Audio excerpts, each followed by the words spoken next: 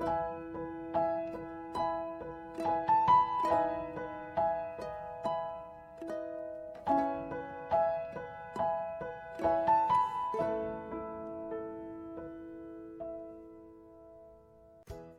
welcome to Live Your Dream Podcast, episode 31, How to Be Unhappy. I'm your host, Lena Lee. I'm so excited to share with you a conversation I recently had with Michael Kim, the founder of the law firm Cobre & Kim. As many of you know, this is my second interview with Michael. I shared his first interview last year in July of 2018, and it has been one of the most popular episodes ever on my podcast. So many of you told me that you have re-listened to his episode 2 or 3 times and have been asking me to do another interview with him. So I decided to give you what you have asked for, and here's another conversation with Michael. As the title suggests, today we're going to talk about how to be unhappy. And I know this is probably not the topic you expected, but Michael actually picked it as a companion to our last discussion when we talked about how to make yourself happy. In our new conversation, we're talking about what kinds of situations lead to feelings of unhappiness and different ways of approaching them, rather than just saying we want to avoid unhappiness. So many of us resist feeling any negative emotions, and the desire to be happy or avoid being unhappy drives us to do so many things and influence a lot of the decisions we make. Yet, as you'll hear in our conversation, all of our emotions, including negative ones like the feeling of unhappiness, are just signals where we can learn more about ourselves and about what we want. So we are going to talk about how to be unhappy and how to deal with feelings of unhappiness. Our conversation was so much fun and it went a lot longer than I had expected. So I decided to share them in 3 different episodes. I learned so much from talking to Michael, and I think you will too. So I hope you'll tune in to all 3 episodes. In today's episode, Michael talks about 2 different types of unhappiness. First, when there's sources from the outside, like when situations and people around us are making us unhappy. And second, what to do when we're unhappy with ourselves. And I know this is something so many of us deal with because as human beings, we all have insecurities, doubts, and things that we don't like about ourselves. And Michael has really unique insights and shares how he deals with them. By the way, if you haven't listened to his first interview, How to Make Yourself Happy, I highly encourage you to go back and listen to that episode.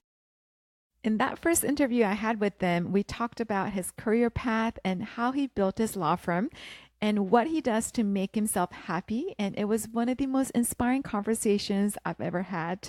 I'll have a link to it on the show notes for today's episode. I've learned so much from people I've interviewed on my podcast, like Michael, and many other inspirational guests I've had on my show, and also I wrote about in my book.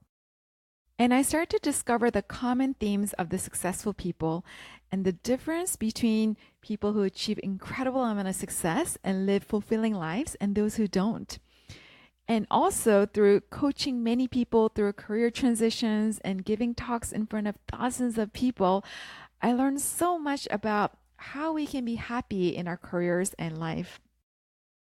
I realized so many people are lost and feel stuck, and the reason is because we never learned in school or from our families how to figure out our career and life. So if you're feeling stuck, you're not alone and it's not your fault. I learned that being truly happy in a career is possible only when what we do is aligned with who we are. I developed a coaching framework to help people to do what they love and to live happy and fulfilling lives. The framework is called LOVE. Yes, LOVE. And I talked about it in my last episode, but for those of you who haven't had a chance to listen to it yet, I'll briefly tell you about it. So LOVE, L is for learn about yourself. O, overcome internal obstacles. V, visualize your success. And E, explore and take action. A lot of people I coach have applied the love framework to their careers and life and have seen profound results. So I decided to create a program to help many more people learn and apply this framework to their careers and lives. I am so excited to share with you that I'm launching my very first group coaching program. I've taken everything I've learned over the years and designed a powerful program where I'll be guiding you through an inspirational journey of transforming your career and life through the love framework. So, if you are ready for a big change, I invite you to join me in transforming your career and life so you can finally take action and achieve what you've always wanted, whether that is a career transition, starting a side project, writing a book, or whatever your goal or dream may be. Everything will be online and on the phone, so you can participate from anywhere in the world. I have to tell you that this will be a very small, exclusive group coaching program, and I'm only inviting 3 to 5 highly motivated people to join. So if you're interested, I'll have a link on the show notes, or go to celinelli.co/CHA, which stands for Career Happiness Academy. That is CELINALEE.co/CHA. Okay, I hope you enjoy my conversation with Michael. Hi, Michael. Hello. Oh my God, this is so much fun. I'm very excited. I know. I have gotten so many messages after your interview went live, and people have wrote me from all over the world asking for second interviews. So here we are. So many people consider you a virtual mentor. A listener from Sydney, Australia, called you a Korean American Yoda. Well, it's appropriate because if you listen to how Yoda speaks and his syntax, he's actually Korean. Really? Like the order he says things, like he would say if you were speaking English, table on top of cup is. That's exactly how you would say it in Korean. Oh my God, that is right. So let's get started, Korean American Yoda.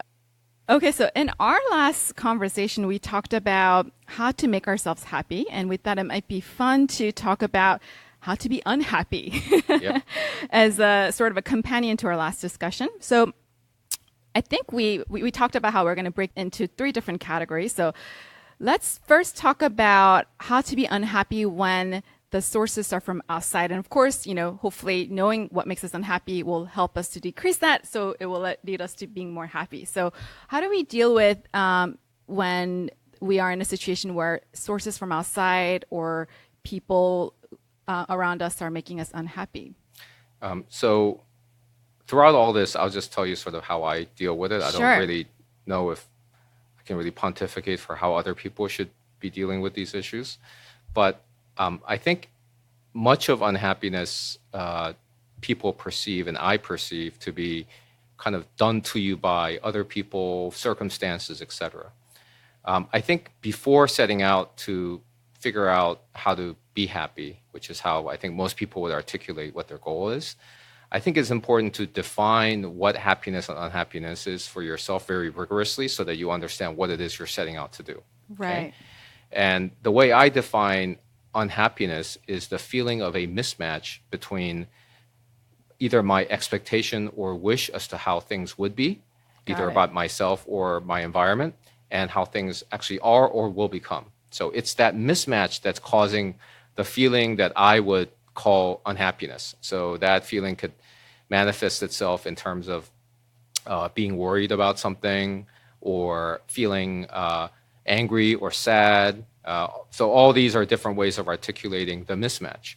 And so I think even though it's actually quite obvious, I think many people, when they go right into a manifestation of being unhappy, like you feel angry about something, they don't even realize what's actually happened is you've passed the unhappiness emotion and now it's manifesting itself. It's like you have a cold, but now you're coughing. It's like the symptom of unhappiness. And then they just try to deal with the anger, or they, think that they get into a fight with somebody and then it just starts to escalate into argument. I think it's important to identify the reason you're feeling, or that I am feeling sometimes unhappy, is because of the mismatch. And so I think that actually is very helpful to me to think about it that way, because it allows me to really articulate precisely what is it about a present condition or something that's going to happen in the future that's different from what I expect or wish it would be. And then it allows me to really just be really precise about what it is that I'm actually complaining about when I say I'm unhappy, rather than going right into the emotion I feel.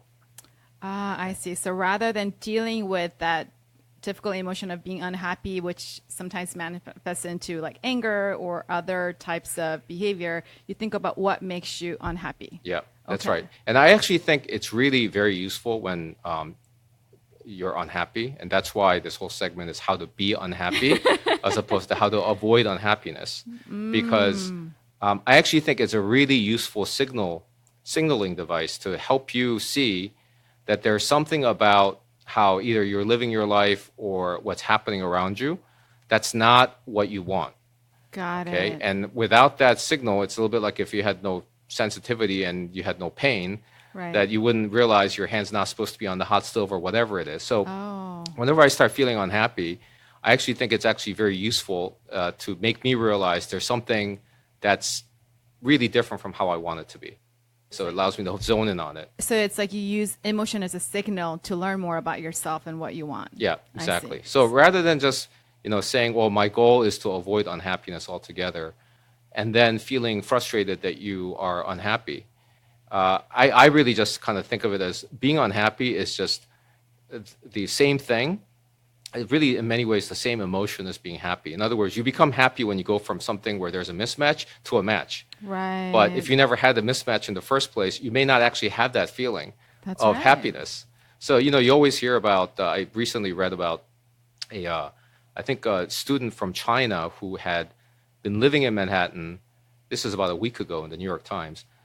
Living in Manhattan in an apartment paid for by her parents. Her parents were paying her tuition and financing her entire lifestyle. And she was arrested because what she had done apparently was staged a fake kidnapping of herself and sent a ransom demand to her parents to send this fictional kidnapper $75,000 What? to try to, I guess, get more spending money from her parents. Oh my gosh. And what I thought was, how sad is it that she really felt so desperate that she resorted to something like that, or how warped must her values be compared to most other people Right. to do that. And I think it's interesting is that if you were placed in her position, most people, if they got an apartment in Manhattan and their tuition and lifestyle paid for with no conditions attached, I think you'd feel happy. Oh, absolutely. But obviously that person didn't. Right. And I think it's because that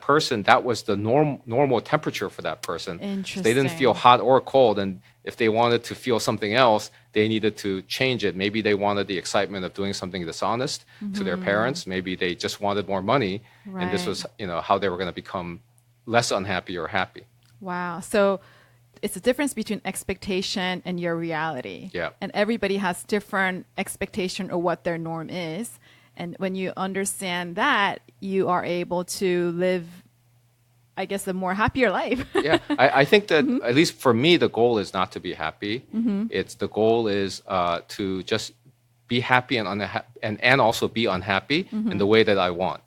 So I think people get very frustrated if they think their goal is to eradicate unhappiness from their life. Right. Which in the process of trying to do so, you probably would eradicate happiness from your life too. You always hear Interesting. about people who work really hard and they imagine retirement is going to be really great. Yeah. Some people really enjoy it, but other people, when they get there, they find that all the frustration and difficulty of a job is gone, but so is everything else about the job. And then they end up some people end up feeling lonely or forgotten. And then, they kind of took away what was causing them unhappiness, but at the same time, they took away what was causing them happiness as well. Interesting. Sometimes one source gives you happiness and unhappiness at the same time. Yeah, I would argue virtually everything that gives you happiness also gives you unhappiness. Can you give us an example? I think children. Right. That's right. Yeah, the reason you feel so much love and joy from them is also the same reason when they disappoint you, you feel such intense emotion about what's happening. So I think really if you avoided, say, any relationship where you love somebody, you could probably avoid most sources of disappointment and unhappiness if you never loved anyone. So that's why I That's think right. you can never decouple happiness and unhappiness. So can you give us an example of how you deal with a source of unhappiness in your own life? Sure. So starting with things outside of Right. me that make me unhappy, I've thought of a few different examples. I think first is there are things that make me worry about things that I actually do not have the power to change, or I've done all I can. Right. So an example is when I was younger and I had come to the U.S. I didn't become a U.S. citizen until I was 20 years old, and initially I actually came here on a tourist visa. Oh, I didn't know that. And then I think my status was a little ambiguous for a time after I stayed here after a Right. tourist visa. And then I actually there was a period of several years when it was unclear whether we might have to go back to Korea Oh, I see. because we couldn't get status So in, there's a in lot the of US. uncertainty. Right. And I think at that point, the concept of after all the work I'd put in to try to learn English and adapt to a new life, that we'd go back to Korea and I would be many years behind everybody else. And, I left when I was so young, I wouldn't have any friends. My parents, it's unclear whether my dad could get a job. It's hard enough, even if you stay in Korea and you compete to get a job. For sure. Yep. So it caused incredible amounts of distress. My dad at one point was working a temporary assignment in the Middle East while my mom and I were living in Boston. And my mom, I remember at the time, was working at a Korean laundromat.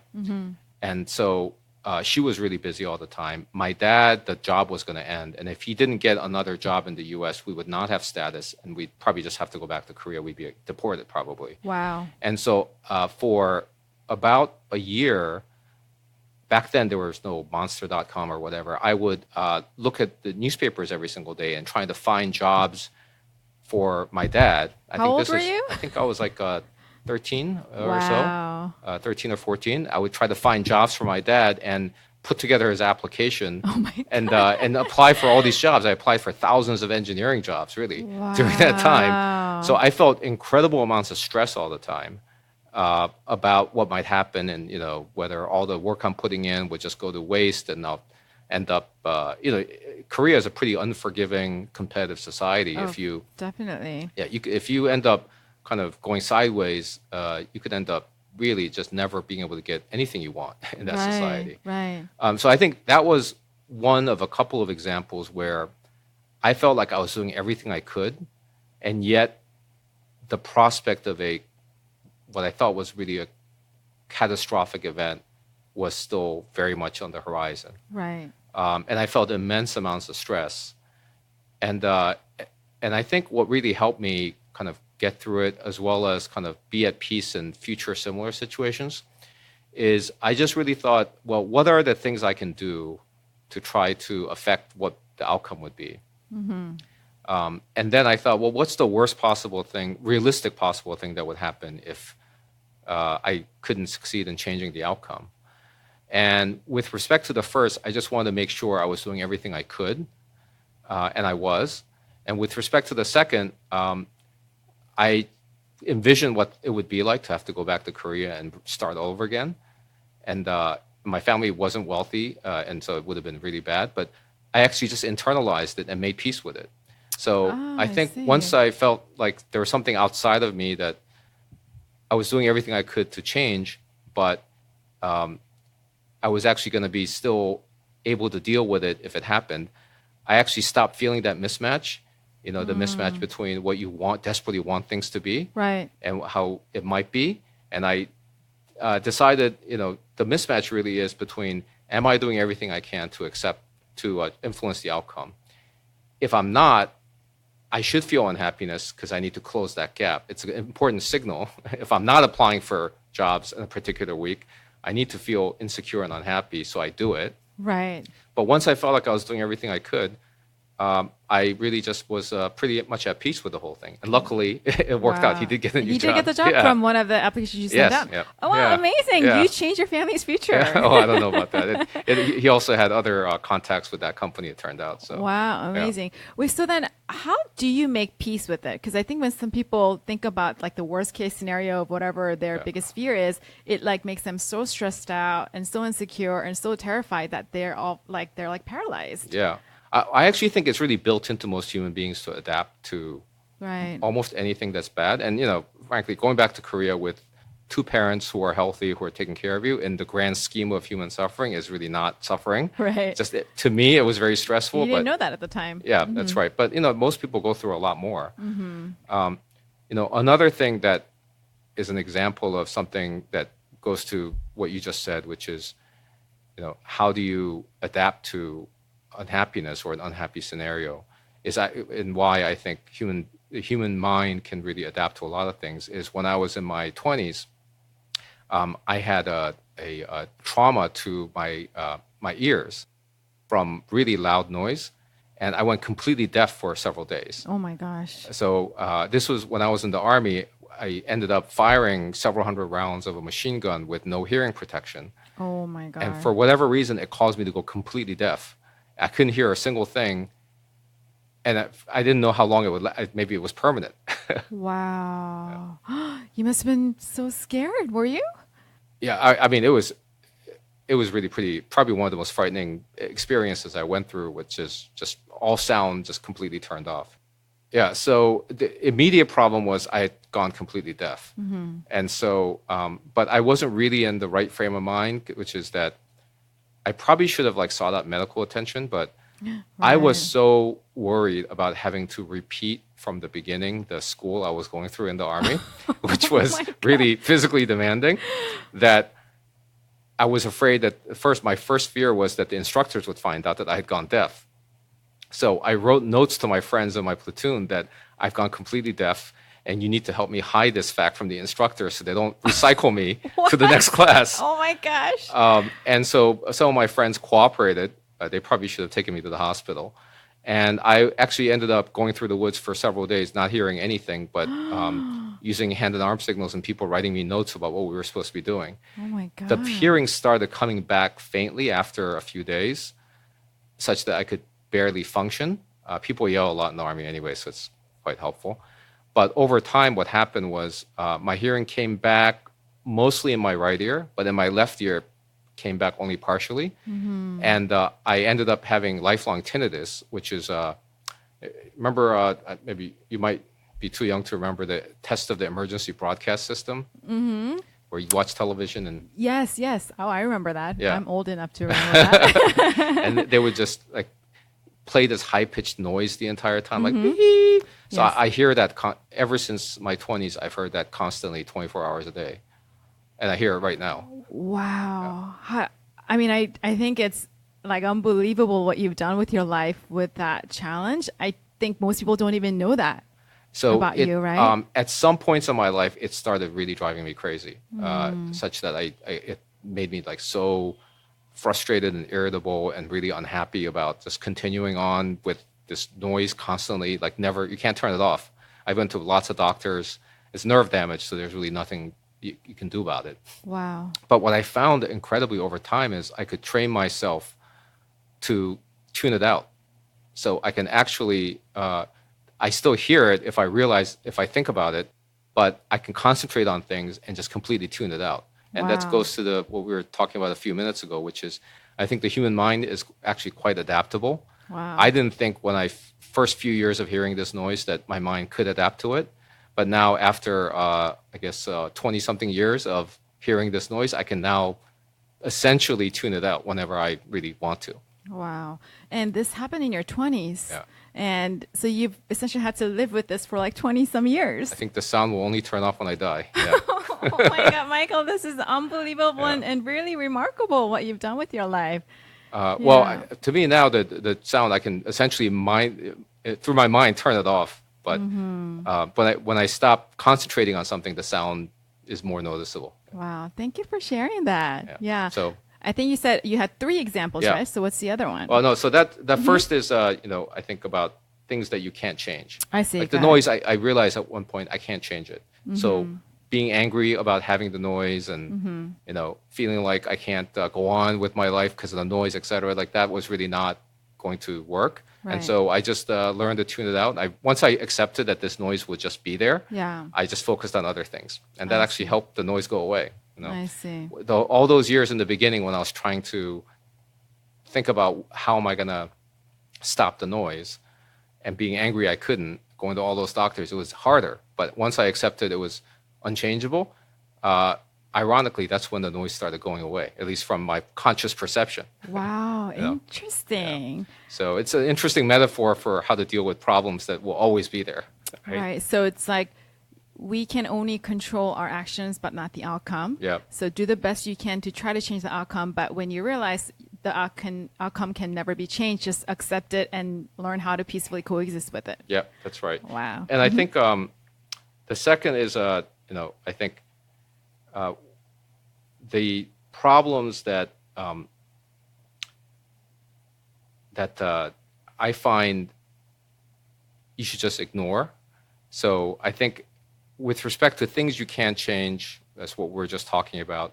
But another category of problems is problems that, unlike tinnitus, which will not improve over time, just your perception of it improves. Right. There are other problems that actually will fix itself over time.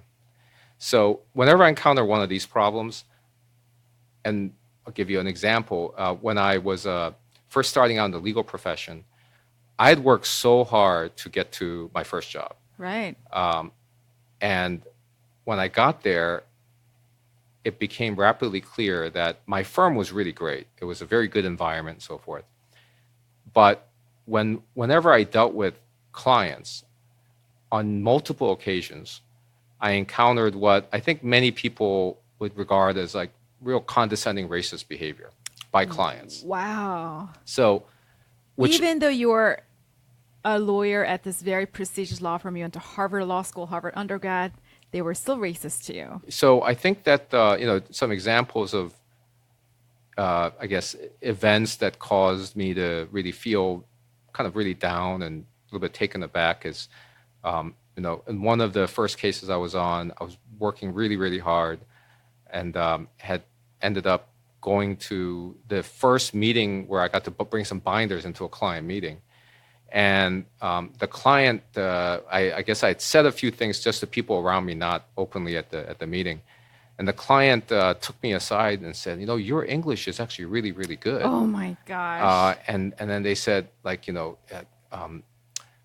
something along the lines of like, what was your math SAT score? Because I heard that Chinese students are really good at math. So it was it wasn't. I don't think the person was trying to be offensive. I think it was just the person either from the generation he was from or just they hadn't encountered that many Asian Americans. So I think in his own way, he was in a very clumsy way trying to be friendly. Right.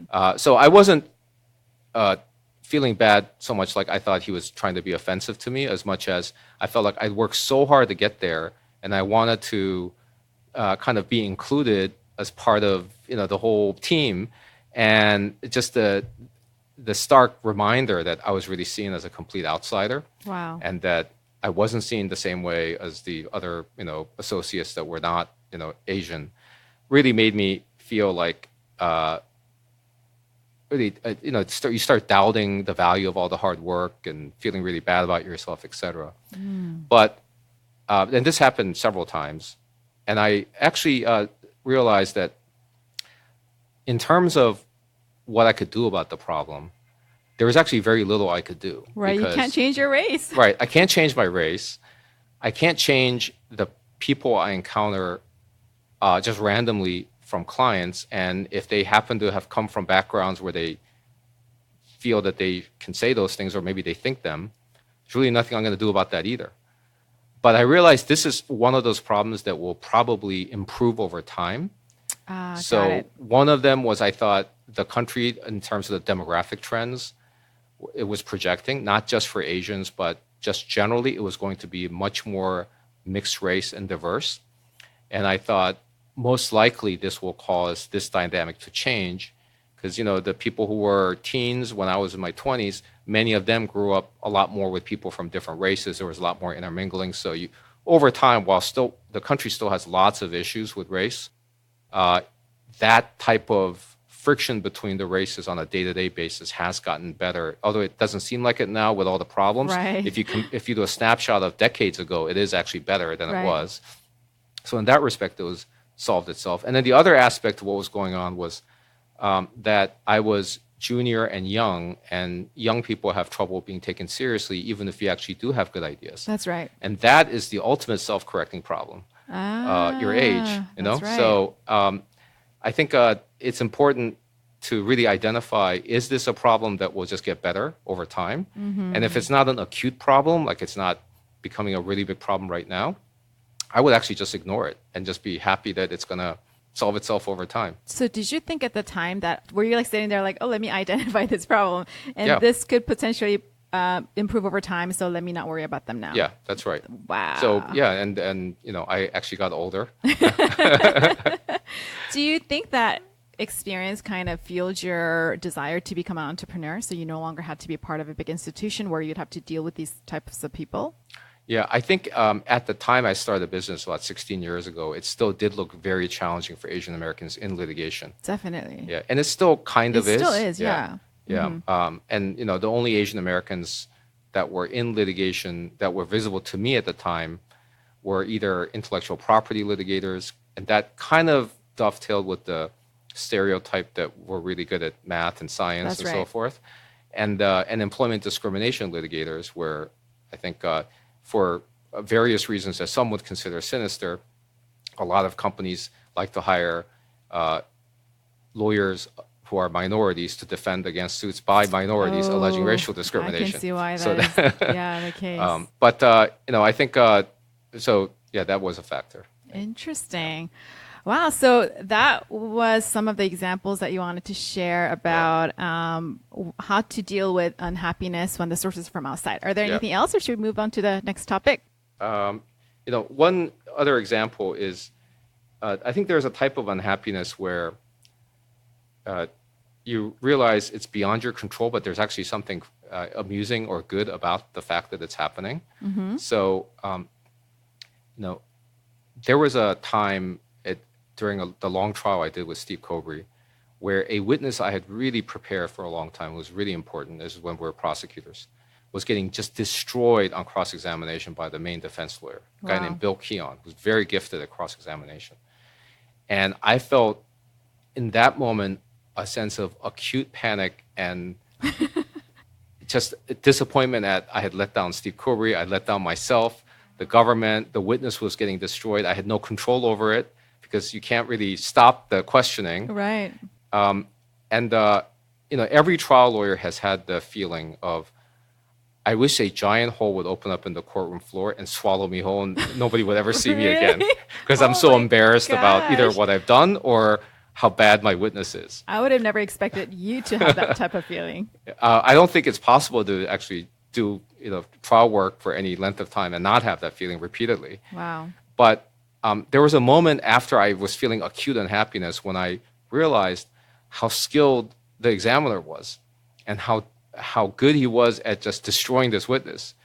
And Steve Cobry saw me smiling, and he turned to me and he wrote me a note saying, "What are you smiling about? We're getting killed." And I wrote back him a note saying, "But the guy is so good."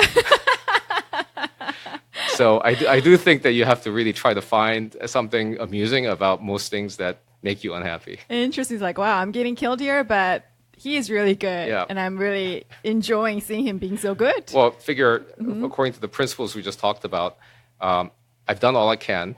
That's right. It wasn't enough, and it's going to be a disaster. And this is, I guess, it's a self-correcting problem because the examination will end sooner or later. That's right. At some point. So at that point, it was just might as well find something funny about it. And then over time, you'll get more experience and you'll be better at it. Yeah. Right? Yeah. Okay. So let's talk about how to be unhappy about yourself when the sources are from you. Yeah, so I think as part of some of the questions submitted, I know I got so many questions. We had a hard time compiling. So if you're listening, we haven't had a chance to address your questions. Sorry, but maybe we could do part 3. I think one of the questions was, how do you deal with things you don't like about yourself? Yeah. And I actually have a number of things that I didn't like about myself and don't like about myself along the way.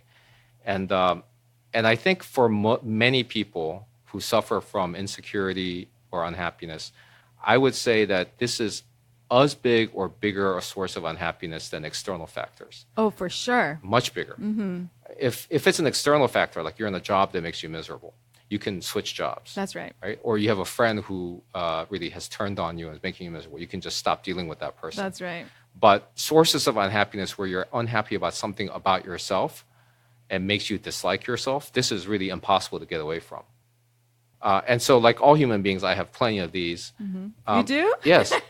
But I think back to the signal of what is unhappiness telling you? It's telling you there's a mismatch between what you want and what reality is. And so I think you have to have a realistic project of which of these mismatches are you really going to be able to close the gap on, and which are either not possible to the degree you're imagining, or maybe you should just stop caring about them, in which case, instead of making reality better about yourself, you should just lower your expectations for yourself, which can also make you happy. Wow, okay? Interesting. So things about myself that I really was unhappy, and I actually moved to try to correct it by making myself better rather than dropping my expectations, is one is, for about a year, I was stuck being unable to speak any language fluently, which drove me crazy. Yeah. This is when I was trying to switch from Korean to Spanish. Right. And I didn't have a strong foundation in Korean at the time, so I started forgetting some of my Korean. And I didn't learn Spanish fast enough to be able to speak it fluently. Oh my God. So this is when I realized the whole debate about linguists have about, do ideas exist apart from language? Right. I can tell you from personal experience, they do. They do. Yeah. You were thinking, but you didn't know in what language you were thinking. I was thinking abstract thoughts, but unable to communicate with people exactly what I was thinking. Interesting. Because all ideas have to be put into the cookie cutter of language before you can convey them to other people, and sometimes to yourself, right? And so this is something that caused me just intense unhappiness, because you really couldn't make friends, couldn't even tell my own mom what I was thinking a lot. Right. So ever since then, I've had a really strong interest in improving my languages and then trying to acquire more language skills. And I think that is something where I realized I have to just make it a lifelong pursuit to try to improve my language skills in all respects, and it makes me happy. I see. So I got my mom to get me books from Korea, as all the things I would have missed if I had gone to school in Korea, and I studied Korean on the side. And then obviously I really threw myself into learning English and Spanish really very intensely. And now that I end up using English and Korean a lot, but Spanish less often, I've tried to supplement it by just watching a lot of Spanish TV and practicing using Spanish in my work and my friendships as much as I can. That's right. And then you told me that last year on your New Year's resolution was to learn Spanish. Yeah. And then that led to you working on some projects in South America, and you went to Argentina. Yeah, that's right. So I think that is an example of where I try to make myself better rather than lower my expectations. But I would say for me, the vast majority of how I deal with things I don't like about myself is to not improve myself and then just lower my expectations for myself. I found the older I get, that's a lot easier to do than to actually struggle to become something you're not. Can you give me an example? So yeah, I think I have actually a lot of things, but I'll just talk about a few of them that I don't like about myself, but where I dealt with it just by admitting to myself that I'm not going to change, I'm not going to improve. So one thing is, I actually think I don't fit well with like very high class people. What? Yeah, But so you have this very high class background. well, I think some people have that image. I guess they just think of, I guess if you're at the head of an organization or you went to certain schools. Right. I guess I'm not even sure what high class means in that context, but I guess at some point in my life, I began through my work to be exposed to people who had lots of money and had a whole culture of people who were wealthy. Right. So it was a peculiar culture, or from my view, peculiar in that they were into sort of, I guess, going to really cultured events, like going to museums or big like artsy charitable events. They would buy art, for example, collect wine, things of that sort, or buy like really stylish, expensive clothes, buy lots of jewelry, things of that sort.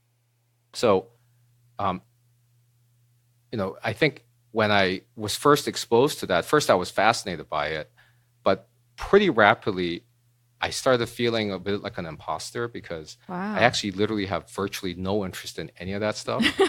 And so when I was in these environments of like, basically wealthy people being wealthy, what I realized was that I actually don't really like any of that stuff. It's not like I dislike them or think it's bad. It's just that I just knew this actually doesn't bring me that much happiness. Wow. I don't really enjoy it.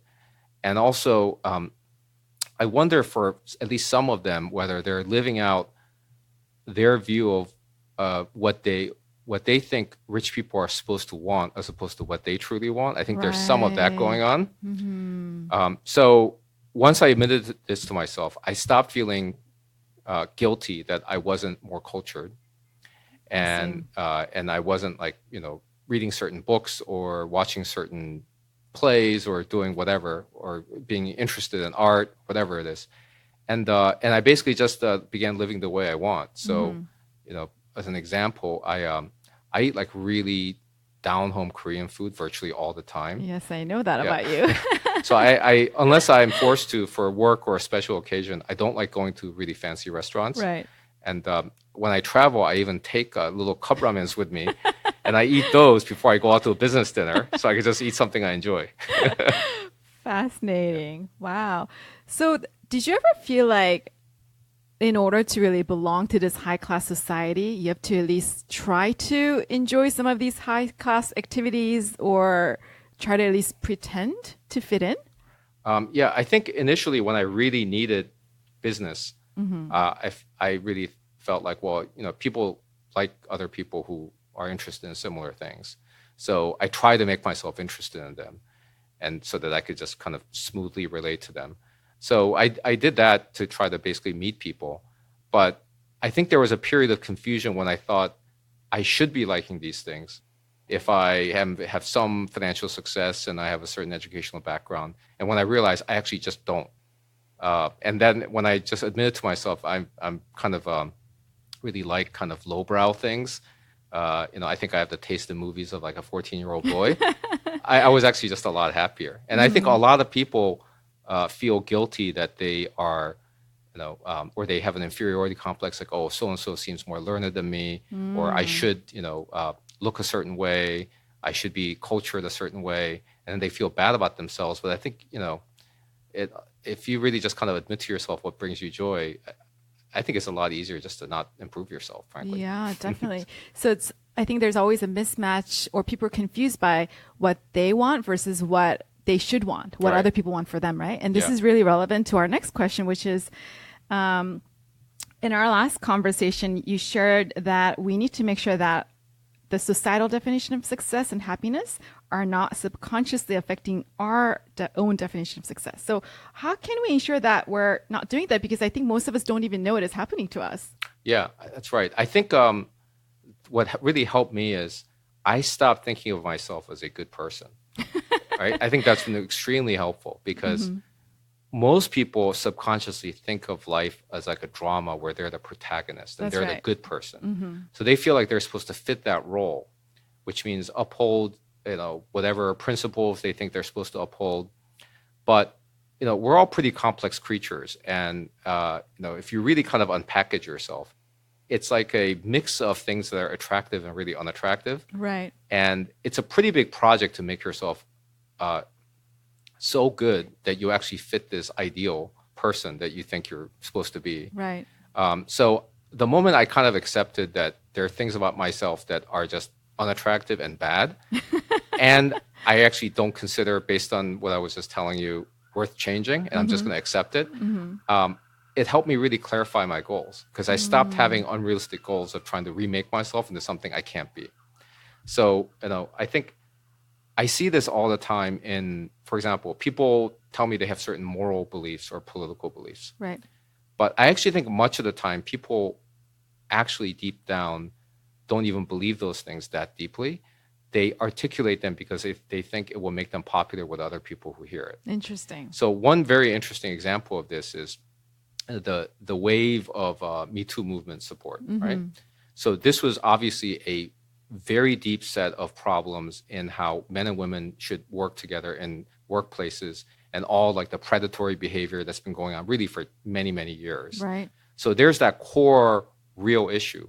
But then have you noticed throngs and throngs of men coming out and suddenly being like vocal supporters of Me Too and women's rights, whereas a few years ago, those same men weren't saying anything. Exactly. Yeah. I mean, where were you when we needed you? Yeah, the harassment was still just as real a few years ago. But now that it's given them a chance to maybe promote themselves or ingratiate themselves with other people, or they perceive that saying these things will make them seem more sensitive, advanced, etc. Now suddenly this is something that's like a big thing for them. And I'd be really interested in the project where you line up all of the men who have now come out and said this is such an important issue for them, and look 10 years into the future and see if they're still putting the same amount of energy into it when it's no longer perhaps the flavor of the month in their mind as to what's going to make them popular.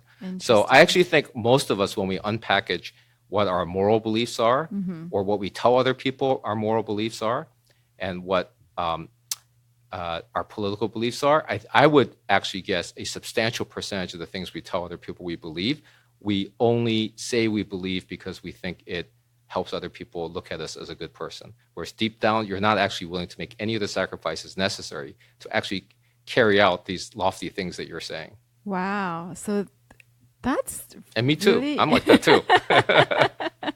What are some of the things that could be an example for you? So I think that one of the well, I guess now it's very few, because I actually don't tell people things like I'm a good person when I actually don't really believe it. So I don't really have that many like ideals or principles that I articulate. But I think that one of the things that often happens is, and I felt this way too, which is that I felt for a long time I was working really hard, and that somehow it was because I was such a good father, for example, and I was like really helping my kids by like making money for them and providing for them and so forth. And so I would articulate why I was working hard to them, like I'm such a good father. And then when I had to do a huge amount of work and maybe miss time with them, etc., I would explain to other people like I'm really trying to be a good father and support them and so forth.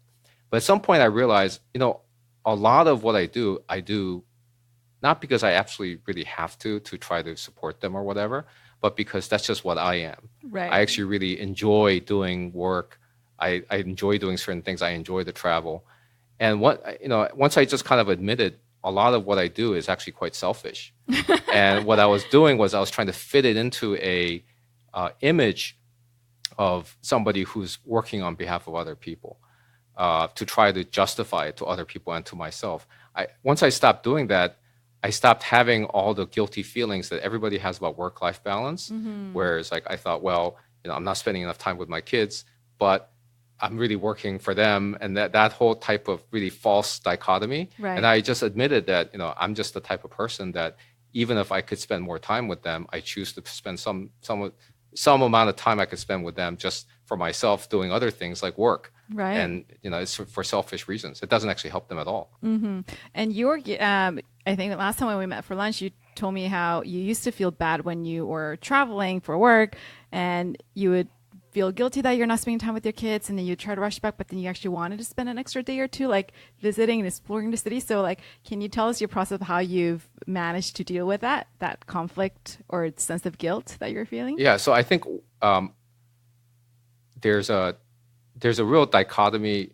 A lot of people don't even realize that guilt and shame are different. They think it's the same thing, or all these feelings come from like not separating the two. So I would say like shame is where you feel bad that other people found out something about you. Right. When in fact, if they didn't find out, you'd be totally okay with it. Oh, wow. And guilt is where you feel like you let yourself down, that you were not supposed to do something and you did it anyway, or vice versa. And so I think the whole situation of going somewhere for travel and wanting to stay a few extra days, and I could rush back to be with my kids. If you don't separate out the two, you just feel bad about the whole situation. You feel like, oh, I should go back. And then you feel like, oh, all I'm doing is working. And then it cycles back to your justification. Oh, but I'm really working for them. Right. It's just a bunch of lies upon lies. Really, you just lurch from one really incorrect conclusion to another. So once I kind of admitted to myself that I actually just want to spend a few extra days, 1 or 2 days, to just enjoy myself there, and really, get to know a new place that I might not come back to. And at the end of the day, your life doesn't culminate in some big judgment. It's just an amalgamation of all your moments. That's so right. If this was really, really valuable to you and you miss it, that's just going to be less value for your life that you're getting out of your time here, right? So, and I realized the reason I was feeling bad about going back early was that I was missing out on this thing that I really want. Whereas if I stayed, the reason I was feeling bad was not so much that I felt bad I wasn't with my kids, but rather that I was saying to myself, I'm the type of person who would take an extra day to enjoy myself rather than spend time with my kids. And that made me feel bad. But then I realized, as long as nobody finds out about it, I would be totally okay with it. So I didn't go back and tell my kids I spent an extra day, but I did it. I see. And now you're okay with it because you're like, oh, that's okay, because that's how you want to live your life. Well, I think that everybody has a limit to how much they can do for other people. That's right. And I think you should also examine, even when you think you're doing something for other people, whether it's partially really for yourself anyway. In other words, usually relationships, most relationships have some give and take. Of course. So with rare exceptions, I would say when you're doing something for someone else, you're probably hoping to get something back at some point, or that person brings you joy in some other way, right? So I think that once I kind of unpackaged it, and I realized that I'm just doing something for myself, and there's a limit to how good you can be. Right. So I am going to be the type of person who shamefully spends an extra day to look around when they could be there with their kids, and I'm okay with it. And that may be just a lot, more in sync with being able to, be happy with myself. Right. And I think you've just helped a lot of parents kind of unburden their guilt or shame or whatever they're feeling. Maybe I'll cause a lot of neglect now. No, this is really great. So I think one of the most important steps in achieving happiness and success is learning about ourselves and becoming more self-aware. Yet this is not something we're taught when we're growing up in school or at home. So how can we gain more self-awareness? Yeah, I think for me the most useful exercise in terms of unpackaging how you really work is this whole concept of separating out guilt and shame. The whole concept of why do you feel unhappy about something about yourself? Is it because you actually don't want to be that and you want to change it? Or is it because other people think of you as that? Interesting. And you're unhappy about how people perceive you. Right. But you're actually totally okay with it. I think people don't even know there's a distinction. Right. But I think most times when I hear about people being unhappy about themselves, it's actually more the latter than the former. In other words, they're just unhappy other people perceive them a certain way. Right. But they're actually totally okay with whatever it is that is causing it. Interesting. So then how do you deal with that? I would say truthfully, most of the time, I actually just uh, don't improve myself, and I actually accept whatever it is that's that I say is a defect in me. And if people are going to make me feel bad because they don't like the whatever defect or flaw, I actually just get away from those people and just either surround myself with people who don't know about my defect or would be totally okay with it. But you have this like really prestigious background, right? You went to like Harvard Law School and undergrad, so you must have been surrounded by so many people who really value prestige and external recognition, how people think about them. So how did you kind of come to where you're now, where you don't care about that? Yeah, I think it's when you, the more people you are close to that die, the more you actually, it crystallizes for you that the goal is to actually be happy with your time here. That's right. As opposed to trying to, please whoever it is that you think is going to be pleased, because you also see how transitory people are in your life. For sure. People who are really important to you at age 16, maybe the popular kid in school that you wanted to be like, right, no longer in your life at age 46. That's right. That's right. So it's like really understanding if we're living our own lives and our values versus other people's. Yeah, yeah. I hope you enjoyed my conversation with Michael. We're going to continue the fascinating conversation next week, so please stay tuned for next week's episode. And if you're interested in learning more about my group coaching program for Career Happiness Academy, please check out the link I have on the show notes. Just for this first group, I'll be including 2 sessions of one-on-one 90-minute coaching with me for each person in the program, and I will not offer a one-on-one coaching in my future group coaching program. So if you are curious about coaching, this will be the best time for you to participate. In the program, you'll learn how to gain self-awareness by learning more about yourself, like Michael and I talked about today, and how you can gain clarity about your goals and how to take action to achieve them. So if you are ready for a big change, I invite you to join me in this inspirational journey to transform your career and life so you can finally take action and achieve what you have always wanted, whether that is a career transition, starting a side project, writing a book, or whatever your goal or dream may be. I'll be inviting people on a rolling basis, and I expect it to fill up pretty quickly. So if you're interested, I encourage you to take a look at the link in the show notes or go to selinalee.co/CHA. That is CELINALEE.co/CHA, which stands for Career Happiness Academy. And reach out to me by filling out a short questionnaire, and we'll schedule a time to talk. Filling out the questionnaire does not mean you're signing up for the program. This is just a way for me to learn about your background and who you are and how I may be able to help you. And during our phone conversation, you can ask me any questions you have about me and about the program. If you have questions about my one-on-one coaching or have any thoughts or questions about my podcast, you can also visit me at my website, selinalee.co, and please send me a message on my contact page. And please subscribe on iTunes, Google Podcasts, or wherever you listen to your favorite podcasts. And while you're at it, I would really appreciate it if you can please write me a review. It's really easy to do it on iTunes, and it will really help me to spread the word and get discovered by new listeners. So thank you so much, and I'll be back soon with another episode. I hope you have a great week.